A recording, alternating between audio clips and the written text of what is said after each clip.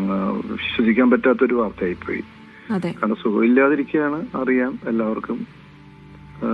പക്ഷെ ഒരുപാട് പ്രാർത്ഥന ഉണ്ടായി തിരിച്ചു വരാൻ വേണ്ടിയിട്ട്. കാരണം അതുപോലൊരു ആർട്ടിസ്റ്റ് മലയാളത്തിൽ വളരെ കുറവാണ്.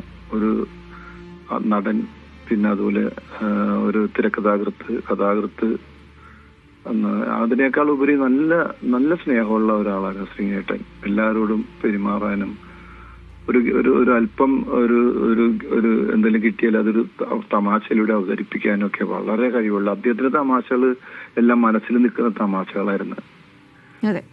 വളരെ വളരെ സങ്കടം തോന്നുന്നുണ്ട് വിയോഗത്തില്.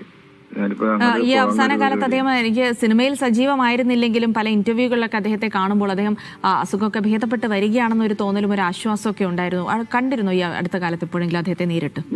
ഞാൻ കണ്ടത് പ്രൊമോഷന് വേണ്ടി, ഞങ്ങൾ അഭിനയിച്ചൊരു സിനിമ പ്രൊമോഷന് വേണ്ടിയിട്ടാണ് ഞങ്ങൾ കണ്ടത്. പിന്നെ അത് കഴിഞ്ഞ് ഞങ്ങൾ കണ്ടിട്ടില്ല, കുറെ ഗ്യാപ്പായി. പക്ഷെ ഞാൻ അറിയുന്നുണ്ട്, കാലിക്കറ്റുള്ള ഒരു നമ്മുടെ ഒരു കൂട്ടുകാരൻ ശ്രീകൃഷ്ണൻ എന്ന് പറഞ്ഞിട്ട് ഡയറക്ടറുണ്ട്. പുള്ളിയായിട്ട് എപ്പോഴും വിളിക്കാറുണ്ട്. അപ്പൊ ഞാൻ അധികം വിളിക്കാതെന്ന് വെച്ചാൽ സുഖമില്ലാതിരിക്കില്ല എന്ന് കരുതിയിട്ട് ഞാൻ കാര്യങ്ങൾ അറിയുന്നുണ്ടായിരുന്നു. അപ്പോ ഒരു ദിവസം വരുമ്പോ നമുക്ക് ഒരുമിച്ച് പോവാന്നൊക്കെ പറഞ്ഞിരിക്കുന്നു. ഈ അടുത്താണ് വിളിച്ചത് ശ്രീകൃഷ്ണൻ. ശ്രീകൃഷ്ണന്റെ അടുത്ത് പോകണം എന്നൊക്കെ പറഞ്ഞിങ്ങനെ ഇരിക്കുന്നു.